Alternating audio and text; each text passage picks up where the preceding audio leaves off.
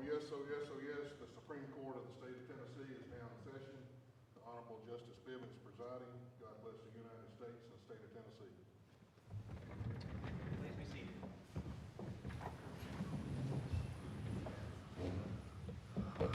Thank you, Sheriff. Good morning, everyone, and welcome to this session of the Tennessee Supreme Court here at Boise State. We are so pleased to be with you here again this year as a part of our S.C.A.L.E.S project. S.C.A.L.E.S stands for the Supreme Court Advancing Legal Education for Students. We believe that this project provides a unique civics lesson about the judicial branch of government in Tennessee. S.C.A.L.E.S brings together judges, attorneys, teachers, and students to develop a better understanding of the judicial branch and the role of our courts in our society. Unlike cases you may have seen on television, the cases you will hear today are real cases, with real lawyers representing real clients and real judges deciding the issues. We appreciate your participation. We hope that you will enjoy the case you will hear today, as well as that you experience a great learning lesson. I want to thank Tennessee Tech University and Dr. Philip Oldham, president of the university, for hosting us here today.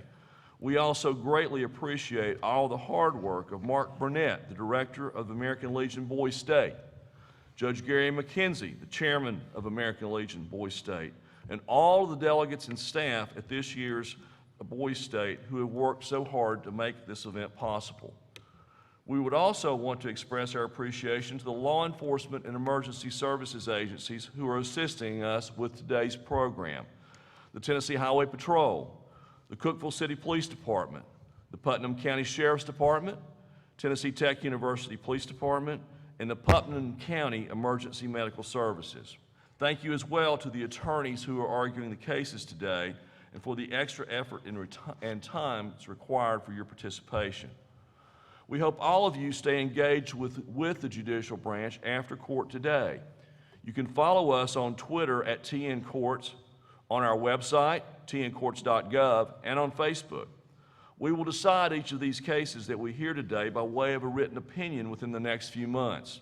Those opinions will be posted to our website and to our Twitter feed. Now I want to introduce you to the individual justices of our court. To my immediate right is Justice Connie Clark. Justice Clark is from Williamson County and lives in the city of Franklin. She is a native of Franklin, and in fact, her family has lived there for 8 generations. She earned her bachelor's degree from Vanderbilt in 1971, a master's of teaching from Harvard in 1972. She taught high school history and government for 4 years before attending law school at Vanderbilt University School of Law. She graduated from Vanderbilt Law School in 1979. She worked in private practice for approximately 10 years, up until her appointment as a circuit court judge for the 21st Judicial District, which covers Hickman, Lewis, Perry, and Williamson counties. She served in that capacity for 10 years and then became the director of the Administrative Office of the Courts for 6 years. She was appointed to the Supreme Court in 2005 by Governor Phil Bredesen. Justice Clark is the longest serving justice on our court at this point in time. She also served as Chief Justice of this court from September 2010 through August 2012. To my immediate left is Justice Sharon Lee. She is from Monroe County in East Tennessee. She received her Bachelor of Business Administration with an emphasis in accounting from the University of Tennessee in 1975. She received her law degree from the University of Tennessee in 1978. She worked as a solo practitioner in Madisonville for 26 years. During that time, she also served as a municipal judge for the city of Madisonville, the Monroe County Attorney, and the Vonore City Attorney. She was appointed to the Court of Appeals in 2004, where she served until 2008 when she was appointed to the Supreme Court by Governor Phil Bredesen. Justice Lee served as Chief Justice of this court from September 2014 through August of 2016. To my far right is Justice Holly Kirby. Justice Kirby is from Memphis. She received her Bachelor of Science in Engineering from the University of Memphis in 1979. She received her law degree from the University of Memphis in 1982, graduating third in her class. She served as a judicial law clerk to Judge Harry Welford on the United States Court of Appeals for the Sixth Circuit. She then joined the law firm of Birch, Porter, and Johnson in Memphis, where she specialized in employment litigation and worked there for 12 years. In 1990, she was the first female to be elected partner in her firm. In 1995, she was the first female appointed to the Tennessee Court of Appeals by Governor Don Sundquist. She served on the Court of Appeals until she was appointed to the Supreme Court by Governor Bill Haslam, beginning her service on this court in September of 2014. To my far left is Justice Roger Page. Justice Roger Page lives in the Jackson, Tennessee area. He attended the University of Tennessee at Martin and received his degree in 1978 from the University of Tennessee College of Pharmacy in Memphis. While attending law school, he continued to serve as the chief pharmacist and assistant store manager for Walgreens until 1984 when he graduated from law school. He served as a judicial law clerk for, at that point in time, U.S. District Court Judge Julia Smith Gibbons, now a member of the Sixth Circuit Court of Appeals. He worked in private practice and then worked as Assistant Attorney General for the state of Tennessee for a number of years. In 1998, he was elected as a circuit court judge for the 26th Judicial District, covering Chester, Henderson, and Madison counties. He served in that role until December 2011, when he was appointed to the Court of Criminal Appeals. He began his service on this court in April of 2016 after his appointment by Governor Bill Haslam and after being the first justice confirmed by the Tennessee General Assembly following the passage in November 2014 of what was known as Amendment 2, an amendment to our Tennessee Constitution dealing with the appointment and selection of appellate judges in our state. My name is Jeff Bivens. Like Justice Clark, I also live in Franklin. However, I grew up in the Upper East Tennessee area in Kingsport, Tennessee. I received a Bachelor of Arts in Political Science from East Tennessee State University in 1982. I received my law degree from Vanderbilt University in 1986. I worked in private practice for a Nashville law firm for a number of years and also have served as the Assistant Commissioner and General Counsel for the Tennessee Department of Personnel. I've served as a trial court judge in the 21st Judicial District, the same district as Justice Clark, for 7 years. I was then appointed to the Court of Criminal Appeals and served there from 2011 to 2014.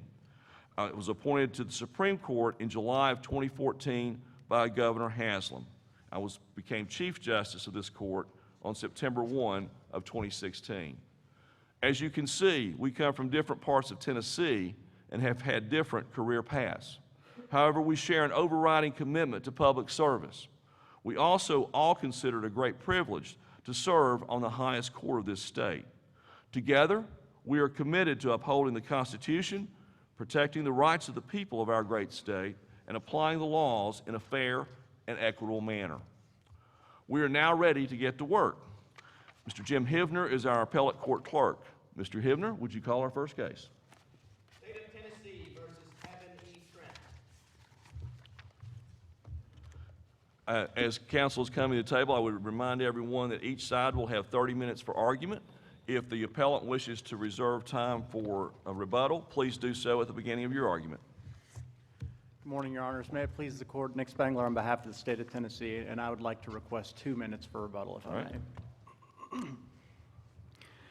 Tennessee's Sentencing Act already excludes Mr. Trent as being a favorable candidate for alternative sentencing by way of his B felony conviction for vehicular homicide by intoxication. As a result, the usual burden to prove suitability for alternative sentencing, specifically probation, is even higher for this particular defendant. In this appeal stemming from the trial court's denial of alternative sentencing, Mr. Trent essentially asked this court to re-review the entire record and reweigh the evidence in a way that's more favorable to him. This would be a significant, and the state would submit, an inappropriate stray from the abuse of discretion review standard announced by this court in State v. Bice. And even if the evidence in this case would support the sort of opposing results reached by the Court of Criminal Appeals and the trial court in this case, the abuse of discretion review standard requires deference to the trial court's decision.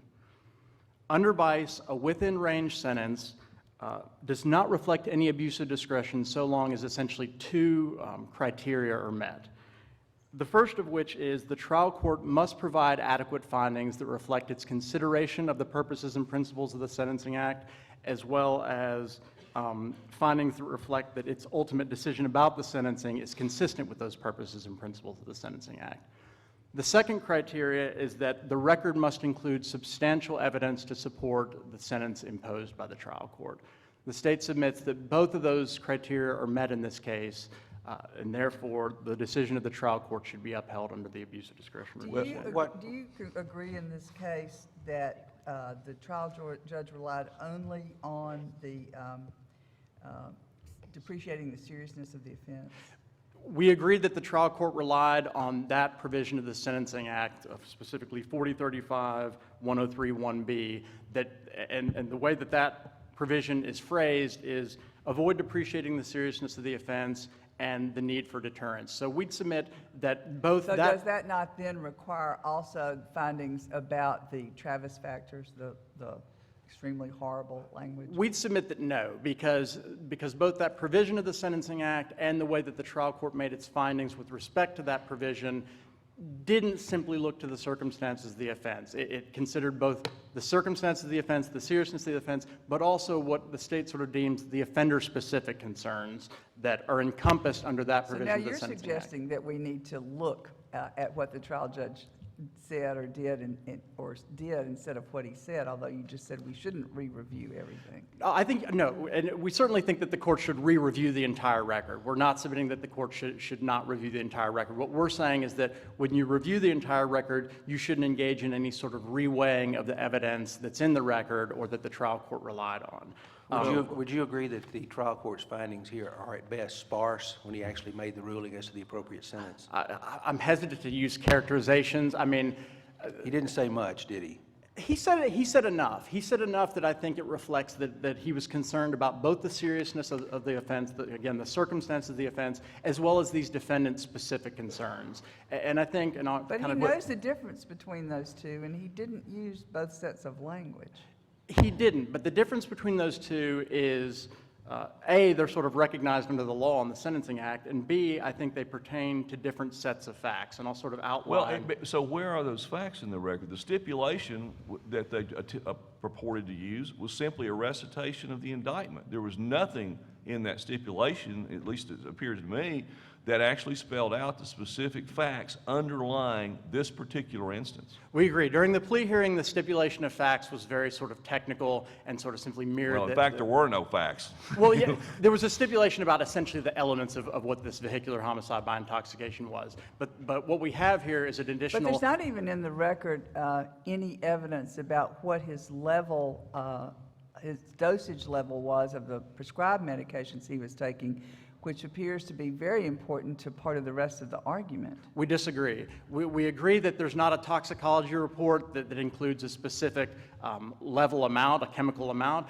but there was an admission by the defendant, a concession that at least one of the drugs that he was under the influence at the time was above therapeutic levels, that is, So above that prescribed levels. he may have taken an extra pill, but does it make a difference if he took one extra pill, if it was 2 times the therapeutic level or 3 times the therapeutic level? It does. That could make a difference, but when this court engages in an inquiry about substantial evidence and when they're focused on the circumstances of the offense alone, it's appropriate to take into consideration as an aggravating circumstance, not just that he was under the influence of these medications, but he was using them beyond what he knew he was allowed to or supposed to be using them. And what evidence is in the record about the actual nature of the accident, how it occurred, what led up to it? Were people swerving? Were they speeding? Was there, a white horse that ran out in the middle of the road? What do we know about the underlying circumstances? Certainly. As far as the underlying offense itself, it's clear that there was a vehicle collision. The only sort of evidence talking about the precise circumstances of the offense alone that sort of go beyond what I'll call the baseline vehicular homicide is a line of cross-examination of the defendant's father during the sentencing hearing, where he sort of acknowledged in this discussion about whether or not the defendant was a safe driver. The state cross-examined him, and he acknowledged that this offense involved the defendant crossing 3 lanes of traffic and hitting this victim head-on. We acknowledge that that's sort of slight evidence, but in considering whether or not there's Well, in substantial... fact, he wasn't there, was he? He was not, How and- is it any evidence at all? This is the father testifying about what he understood from someone else. Exactly, and that knowledge may well come from hearsay knowledge would on his have to behalf. come from But, hearsay. but nonetheless, it is evidence that's in the record and must be sort of factored into the equation, the accumulation of evidence in this court's inquiry as to whether or not there's substantial evidence.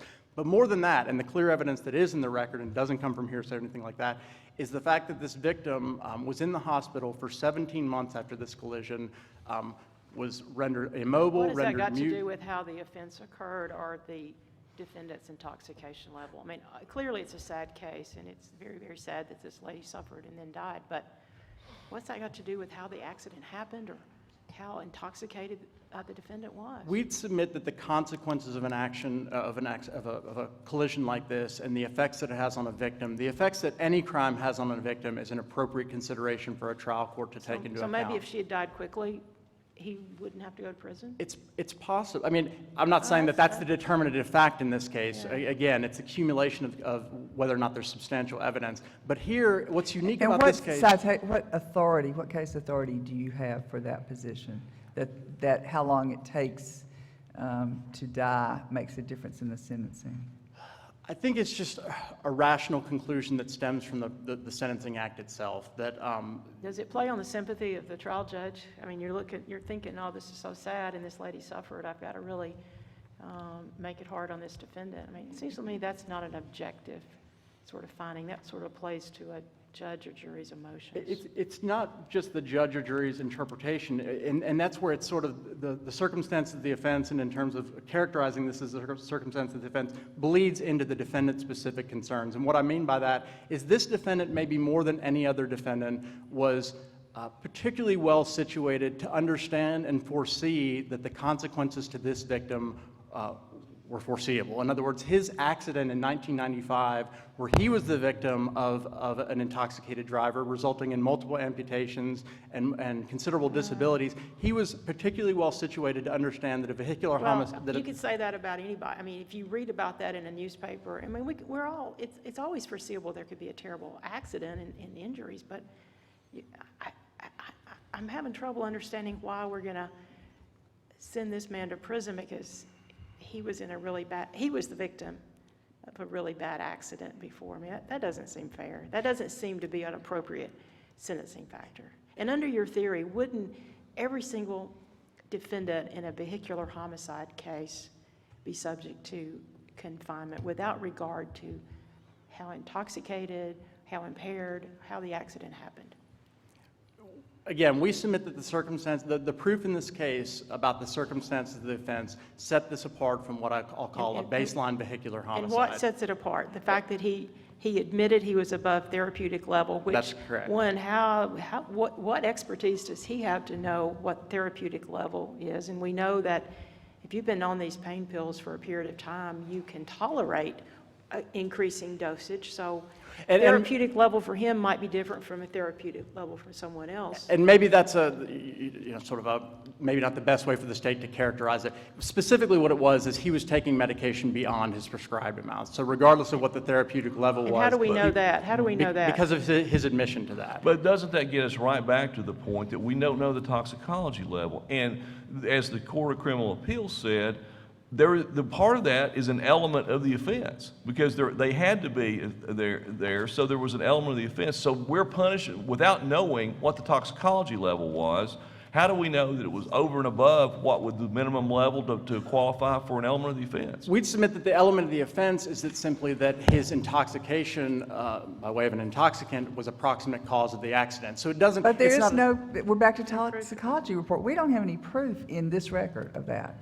Again, we have the defendant's admission that he was using this medication beyond its prescribed amount. Are you talking about the stipulation That's when he not pled the guilty? same Is that thing. it? That's the only admission? Yeah. He said something about it also during his sentencing During the hearing. sentencing I realize hearing as that. well. Yes, Your Honor. Initially, he made that technical stipulation during the plea hearing, and then when asked about it during the sentencing hearing, he sort of waffled on that and said, well, no, I don't think it was a contributing cause, and then when pressed on that further, then readmitted that, yes, it was the cause. And Or that gets, it could have been. I I mean, what did he say exactly? He initially sort of denied it, and then he went back and said, yes, it was a contributing Does he have cause. medical training? Does he have enough to He does not. He has render a an high, opinion? he has a high school education, Your Yeah. Honor. But again, this gets back to the offender-specific concerns that I think this trial court had, which is, again, the defendant's admission that he used more medication than he was prescribed, his knowledge that that medication would cause drowsiness. He acknowledged that he saw the labels on these medications that said that it would cause drowsiness. His lack of knowledge or concern about the activity limitations as a product of him taking those medications. How many medications do you think there are that many of us take every day that said may cause drowsiness? Do not drive until you have determined how this affects you. And then once you determine how it affects you, it doesn't say you can't drive forever, does it? Exactly, and that's the problem here, is this defendant was aware of how that medication affected him, especially after this accident, and possibly even before, when Ms. Holt, the manager of the Pick and Pay, testified that he'd come by her store repeatedly while apparently under the influence of this medication, had slurred speech, was inattentive. The defendant Did has... she testify that that happened the day of the accident? The day of the accident and previous occasions before. On the day of the accident, he actually came and ran into I believe it was like an awning pole at the store. But on previous occasions, I'm sorry, Your Honor. The defendant said he didn't, when he was in the sentencing hearing, he said he didn't remember having slurred speech at any point. I know he had some lack of memory around the time of the accident, but the trial court never made any findings about who was credible with respect to that point, did he? There were no explicit credibility findings with regard to Ms. Holt's testimony, but the trial court did seem to emphasize her testimony on that point to the extent of showing concern about that testimony. And we'd submit, again, for the purposes of sentencing hearing, it only asks whether there's a preponderance of the evidence for certain factors. It's not, a DA might not go to trial on the proof that this man was showing up with slurred speech, inattentive on several times. May not take that case to a jury to try to prove DUI, but we'd submit for the purposes of sentencing in the trial court's consideration of that was appropriate, and it was certainly proved by preponderance of the evidence that he had driven while intoxicated on previous occasions. Again, regardless of whether or not on those occasions he was taking his medication as prescribed or above and beyond his prescription, that evidence suggests that he was under the influence to the extent that it was causing him to be less than at peak performance. Well, this defendant was 6'8" and 280 pounds, right? I don't recall that specific fact about his physical characteristics, but I know that at least the result of this medication, by an objective viewer standpoint, was that it caused him to be, again, less than peak performance, having this slowed speech, inattentiveness, things of that nature. And I really do think that's the crux of this case and the crux of the trial court's concern. Did the judge make any findings about any sentence other than all service? He didn't, Your Honor, and I don't recall anywhere in the record where it was specifically requested by defense counsel that there be something sort of in between, such as a split confinement, for example. But I think, again, Well, if the state requests that you serve all 8 years and the defendant's requesting that you get complete probation, does that mean the judge doesn't have the discretion himself to fashion something in between if he or she feels, after considering all the factors, that that's appropriate? Certainly, Your Honor, we submit that the trial court had the discretion to impose such a sentence based on his review of the record. But again, abuse of discretion asks whether or not the sentence imposed is a rational one supported by the evidence, one of many available alternatives that the trial court can impose here. And again, that's why we make the point, the evidence in this case may well support a sentence of full probation, may well support a sentence of split confinement, but the state submits it also supports the trial court's decision to impose full confinement and deny any alternative Or sentence. maybe it's not enough to do anything, and we ought to send it back. And I think that concern turns on the question of whether or not, I think there's plenty of evidence to decide whether or not it was appropriate. I think that question turns on whether or not the trial court's findings were adequate. And again, we'd submit that they are. And I don't want to read to the court, but again, because I think the crux of this case, everyone sort of seemed to focus on the circumstances of the offense in the Court of Criminal Appeals. Everyone agrees that that provision of the Sentencing Act is what the trial court relied on. And insofar as that provision talks about concerns about both the circumstances and the defendant's specific concerns, I think the trial court's findings are adequate. The trial court said, the defendant made it very clear he seems to think he's a very independent person. He did not need accommodations for anything. He indicated that he's in severe pain, has to take these medications to function, but he continued to drive. I found it disconcerting that the defendant knew very little about any kind of limitations on his medicine. He sort of indicated or testified he could operate a vehicle with taking his medication as prescribed, but he also told me that he took excess of this medication. He says he remembers the label saying it caused drowsiness.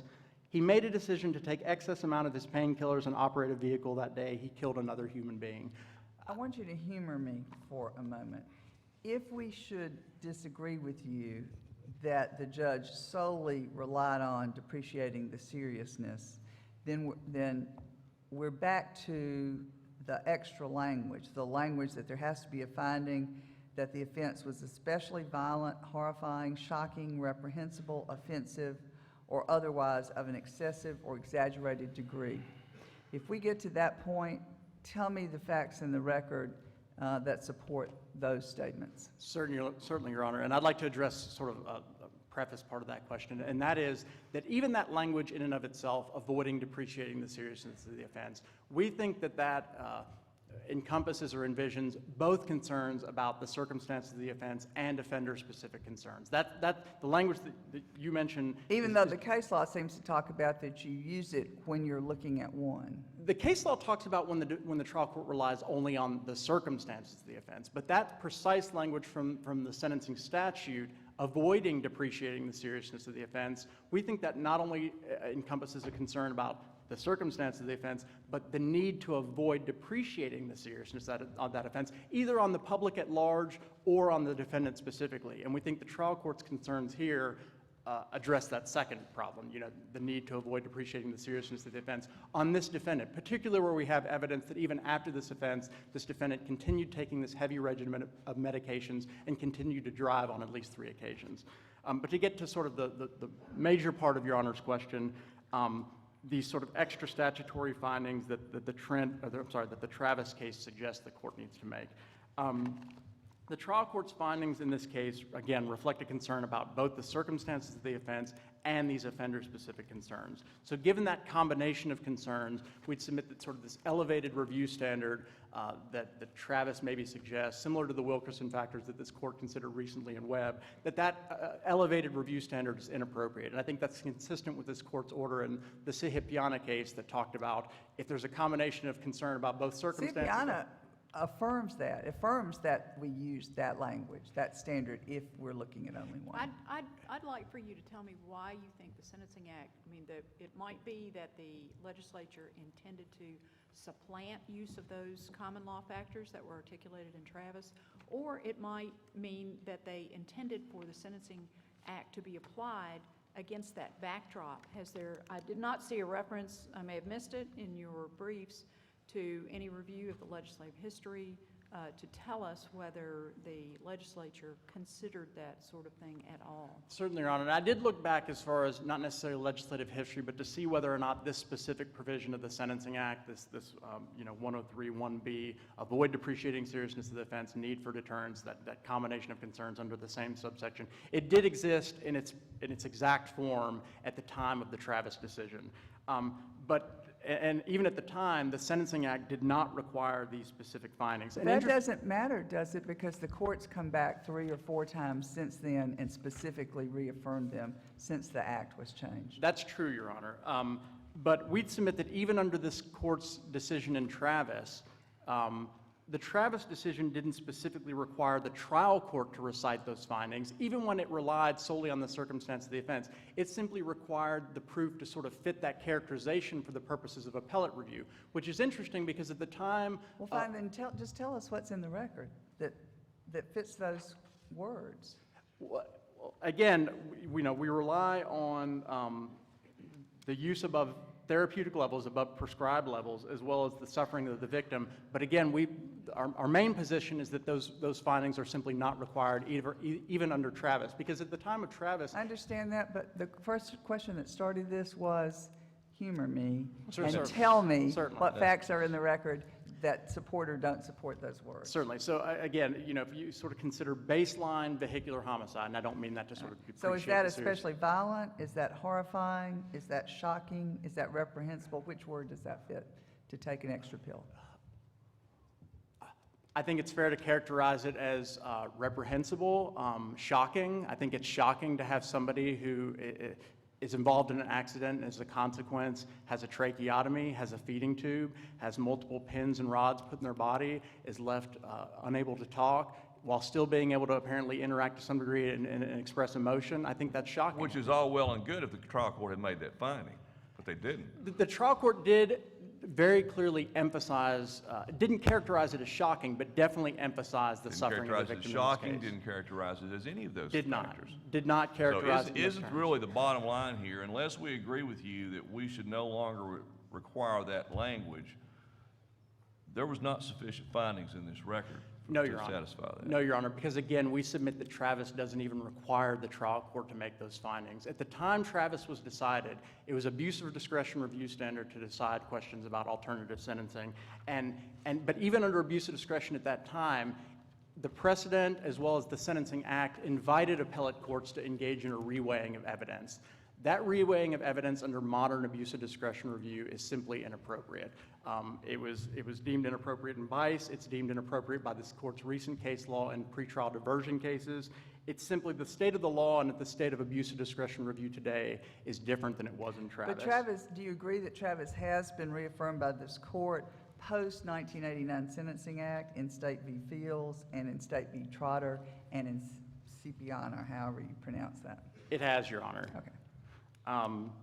But again, we submit that the state of the abuse of discretion review, and also the state of the Sentencing Act. The Sentencing Act used to encourage and allow appellate reweighing of the evidence, and since 2005, it specifically outlawed that appellate reweighing, and that was confirmed by this court's decision in Carter. So given that the appellate courts are no longer supposed to engage in this reweighing, we think it's simply unnecessary, simply unuseful to require, I'm sorry. Tell me how under Bice, the use of those factors is precluded. It's not necessarily a weighing that's involved. It's more a search in the record. Even if we accept your argument that the trial court did not have to make specific findings, it's not reweighing for the appellate court to search the record to see if there actually is evidence in the record to support such findings. So how is that inconsistent with the Bice standard? So I think I understand your Honor's question correctly. I agree. There's a difference between reweighing evidence, reviewing the entire record to see what the evidence is, and then engaging in a reweighing of that evidence. And Bice is significant because it found, even if the finding that the trial court made or relied on is not supported, it suggested that the appellate courts are still obliged to go on and review the record in its entirety for this substantial evidence inquiry. And that's what we're submitting here is, Isn't that what the Court of Criminal Appeals did in this case? What makes you say that they reweighed it as opposed to simply searching the record to see if there's evidence to support required findings? I'll throw out an example. The evidence, for example, like the defendant's marijuana use as some history of prior criminal conduct. The CCA sort of acknowledged that evidence, but then just totally discounted it almost as if it shouldn't. Now, you're not seriously relying on the fact that the guy No, tried not again. marijuana one time a number And we don't of even years know ago. when. But Well, no, he Your said Honor. it was 6 years before. Come on. I think it was- 6 it was years, which eight- is 8 years now, and he said he made him sick as a dog one time. You really think that's a factor that should even be discussed or considered? I think it is, Your Honor. Under the One Senate, time? under the Anyway, Senate. I don't want to be, my main question is, how is what the CCA did not simply searching the record for evidence to support what the trial court's decision? I think when it looks at evidence that is an appropriate consideration under the Sentencing Act, such as prior criminal history, and simply discounts that rather than factoring that into the accumulation of all the evidence in the search for substantial evidence, I think that amounts to reweighing. Should we consider the pre-sentence report's determination that he was not at risk, let's see, let me find where it said that, not at risk to reoffend, or low risk in terms of likelihood of him reoffending? That was a very positive finding for the defendant. Was that a good, appropriate consideration for the trial court? Certainly, I think it's an appropriate consideration, and by way of having that pre-sentence report and considering it, that reflects that the trial court's findings and consideration of this case is within the purview of the Sentencing Act. But again, it was within the trial court's discretion to take that evidence into consideration and weigh it against the evidence that it had concerns about the defendant as being a possible reoffender or his amenability to correction, and ultimately decide against the defendant in terms of the alternative sentencing We question. have all seen that a more typical person convicted or pleading to this offense and standing before a judge for sentencing has come in with often a number of past DUI or other offenses. Sometimes the circumstances of the accident, maybe he was speeding for hundreds of miles and forced other people off the road and almost hit some other people before he finally hit this car. Maybe he ran away from the scene and didn't offer to render aid. There are frequently many more facts that help a judge get to that point. There's just nothing in this record, or at least nothing lifted up by the trial judge, that suggests any of that is true. And again, I think the crux of the trial court's concerns here, and I'm getting into my rebuttal time, so I'll finish with this, but the crux of the trial court's concerns here, again, was the disconnect between this defendant's understanding between the relationship of his medication use, the limitations of that the limitations that might be imposed by way of that medication use, and sort of the causal relationship of all that with the offense here. I think the trial court had real concerns that this defendant had a failure to appreciate the role that his medications played as a contributing factor in this offense. And especially given that he continued to drive while taking all these medications after this offense. They were all prescribed, though, weren't they? They were all prescribed, Your Honor. But again, we have evidence that even when this defendant was taking medications as prescribed, showing up at the pick and pay with Ms. Holt, he has slurred speech, has slowed speech, has inattentiveness. We submit that the trial court had rational and reasonable concerns about this defendant's ability to be safe on the road. The clerk has factored in your 2 minutes rebuttal, so you have a minute to wrap. Okay. So we'd simply submit that this court, again, should decline the defendant's invitation to reweigh the evidence in this case or substitute its own judgment for that of the trial courts. And that's for two reasons. Again, because the trial court supported its findings with principles firmly rooted in the Sentencing Act, and substantial evidence in the record supports the trial court's decision.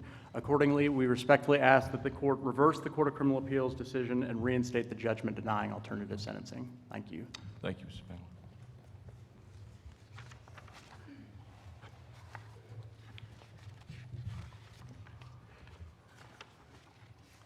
May it please the court, I'm Robert Scott of the Claiborne County Bar.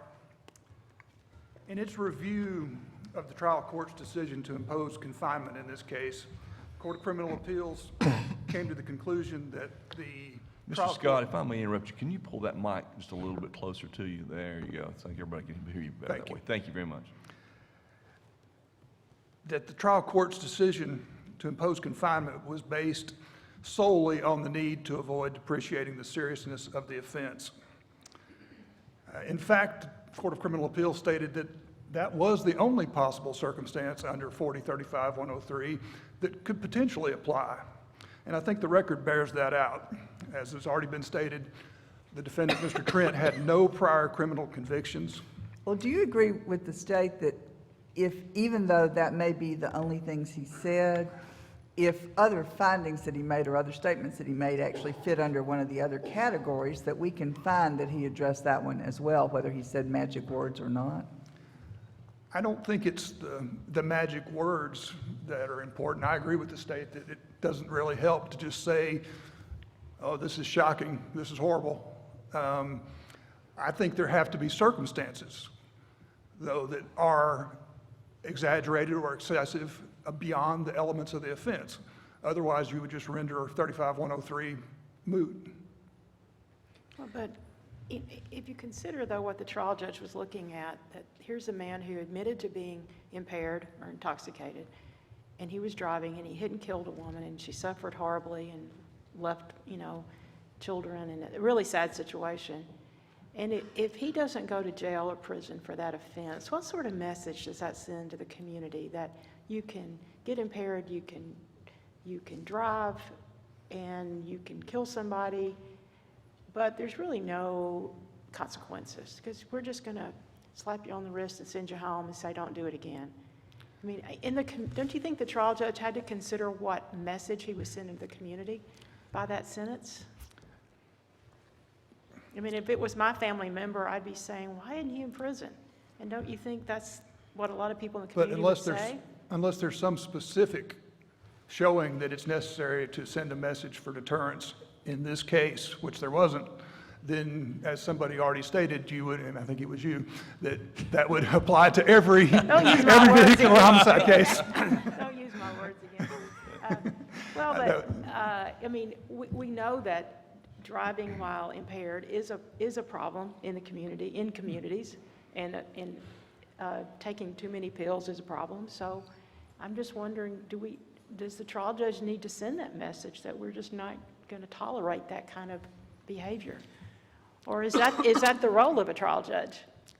I think that's the role of the legislature, if they make that determination. And you may be right, that may be what it should be, but But don't we have to remember here also that the burden is on your client to prove his eligibility for full probation here? Yes, Your Not Honor. on the state in that. yes, Your Honor. And I think we did. As I was saying, he has no prior criminal convictions. Through his own testimony, there were some admissions of prior criminal conduct. I would submit there was only one, his one-time use of marijuana. Well, now, he Which- did say he drank beer every year on this, during the Super Bowl. Now, what are we going to do with that? I guess there might be several of us who'd be guilty of that. I thought your client was seemingly very honest in his pre-sentence report and very forthcoming. Very much so. He admitted that he was speeding when he had his accident on a motorcycle in 2005 when he was hit by a drunk driver. He was doing 50 in a 30-mile-an-hour zone and admitted he was partially responsible in that way. That accident resulted in him losing one leg and both arms at the elbows. He also admitted that after that accident, he couldn't go back to his full-time job that he had prior to the accident, but he did, after his long recovery, start mowing lawns again. He had one of those zero-turn mowers that he could somehow operate with his arms to his elbows and one leg. He also admitted that he drove 3 times after the 2012 accident. The date of the offense in this case was 2012. And he admitted driving 3 times, although it was not in the record as to whether that occurred before or after he pled guilty in this case. And there was no proof with regards to any level of impairment. He admitted he was taking his prescribed medication.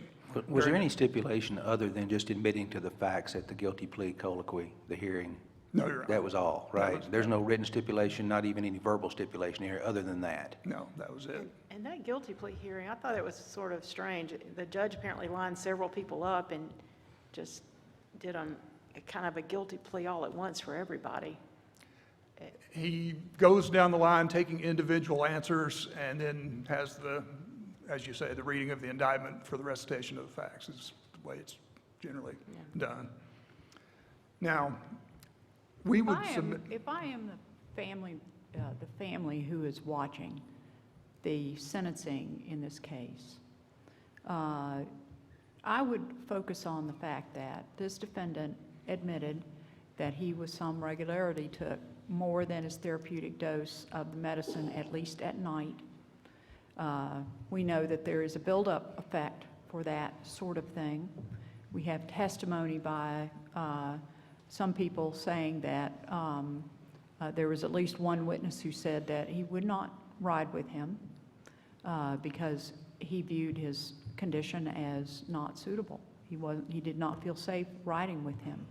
We have the clerk of the store saying that she had in the past seen him behind the wheel and looking slow and slurred.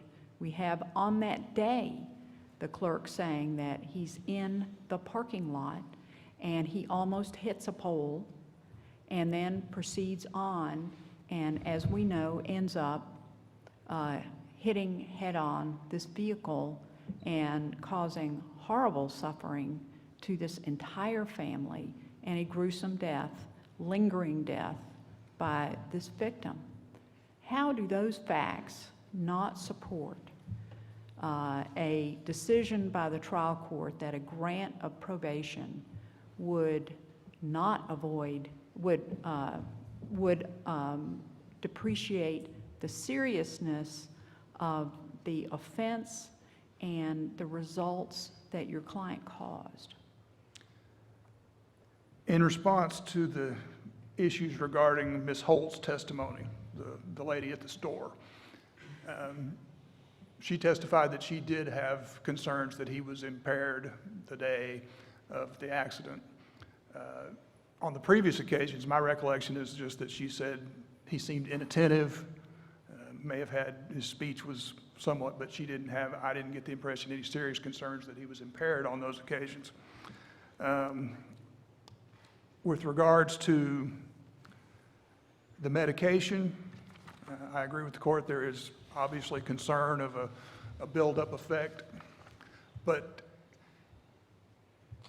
again, that's an element of the offense and should not be a consideration when determining whether the seriousness of the offense rises to the level appropriate for consideration under 4035-103.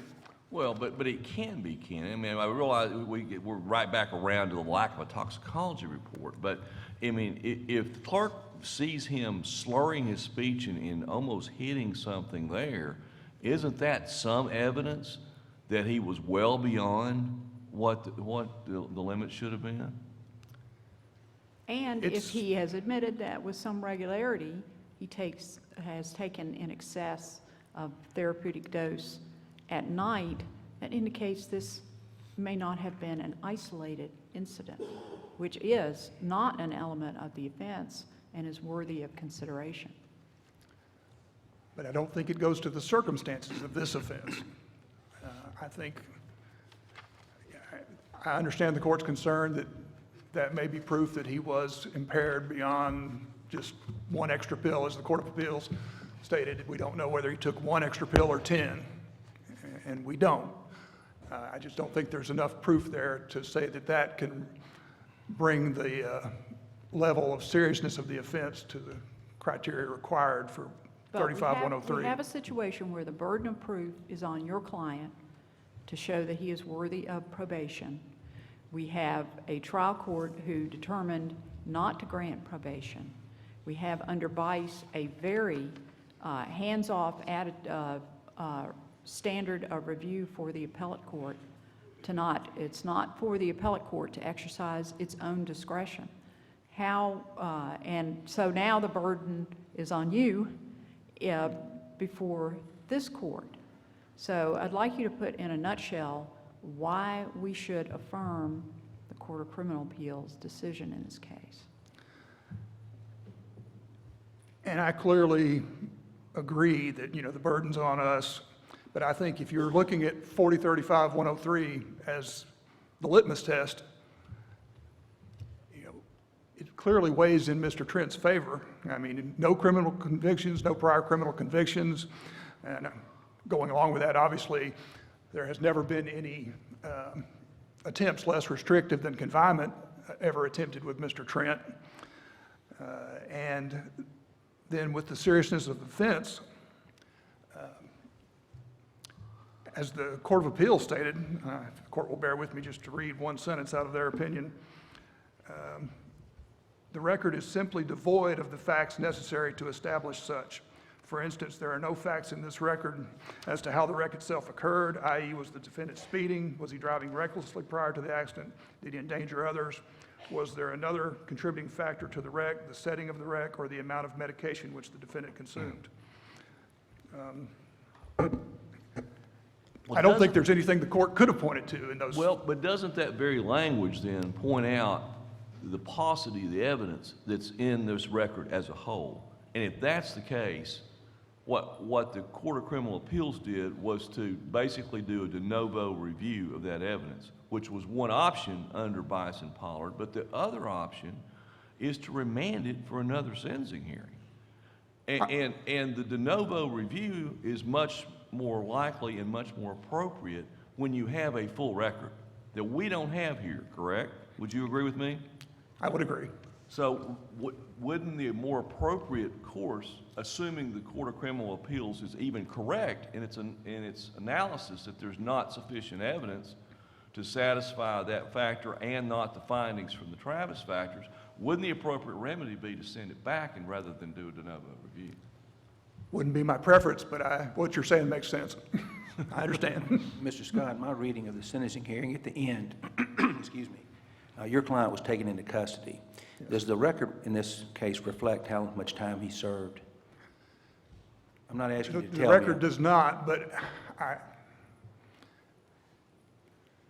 Well, if it doesn't reflect it, don't it tell does me. not. Okay.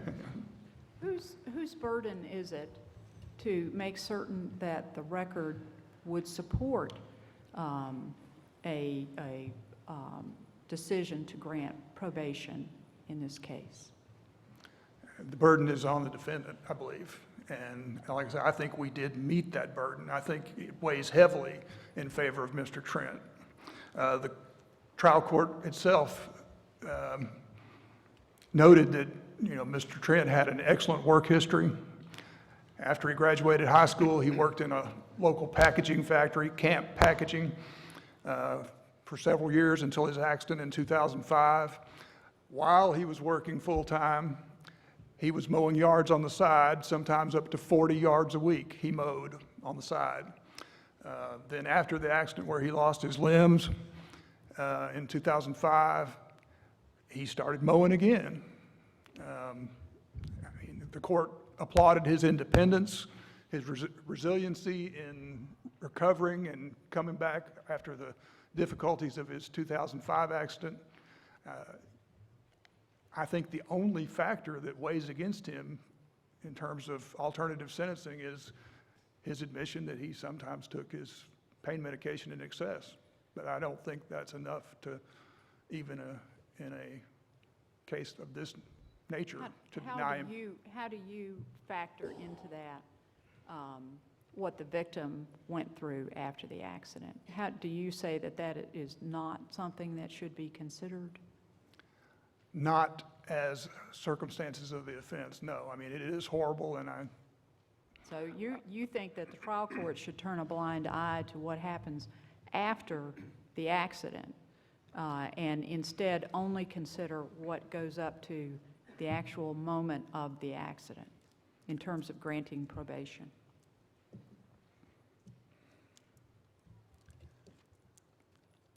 I guess it's something that could be weighed, but I don't think it should be the determining factor, because If it is weighed at all in this case, isn't it a pretty heavy weight?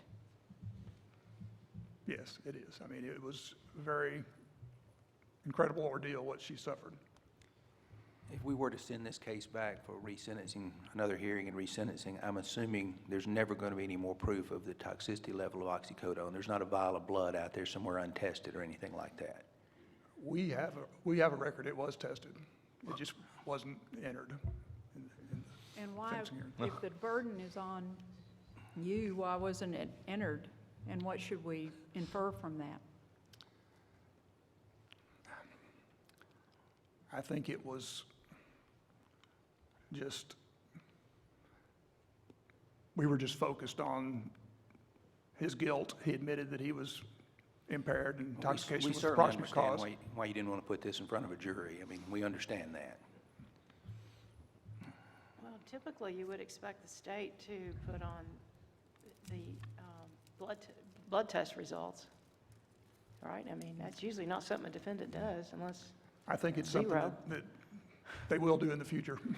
right? My point is that there's been speculation, was his toxicity level well above the therapeutic level, a little bit above? Was it just on the bubble? And I would think if it were just on the bubble, that the defendant would have made sure that that was part of the record. I understand, and I guess I really can't. It's not in the record, so I can't really speak to it specifically, but I understand what Your Honor is saying. Now, with regards to the state's premise that we shouldn't even have to go to the Travis case language of especially shocking, horrifying, and otherwise to an excessive or exaggerated degree, I would not presume to try to tell the court what the proper course in that situation is, although I do believe that if it's wiped out and all a trial court has to say is that I don't want to depreciate the seriousness of the offense, then you have just basically rendered 35-103 moot. I think there has to be a standard. I would leave that to the court as to what that needs to be, but it needs to be something beyond the basic elements of the offense. Unless anyone has any other questions, I will stop at that.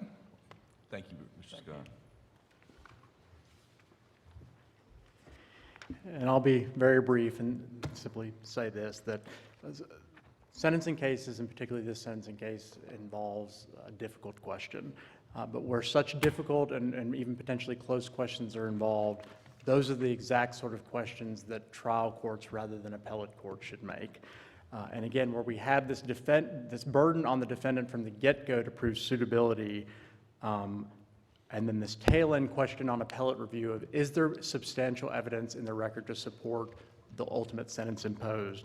We submit it is substantial. Again, substantial evidence, more than a scintilla of the evidence. Even as to the circumstances of the offense alone, we submit that there is substantial evidence, more than a scintilla of evidence, that this puts this offense above the baseline vehicular homicide by intoxication. And then if the court is willing to go beyond that and take into account the fact that the trial court, everyone agrees, relied on 4035-1031B, which talks about offender-specific concerns, we have more than substantial evidence. We have the denial, the initial denial that he was using this beyond therapeutic levels, then a later admission, the knowledge that his medication could cause drowsiness, all these concerns that relate to lack of amenability to correction and failure to accept full responsibility we submit as more than substantial. And accordingly, we respectfully ask that you affirm the decision of the trial court here. Thank you. Thank you, Mr. Spangler.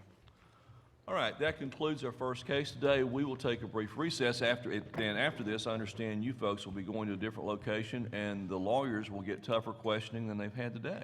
So I hope you enjoy. We stand in recess.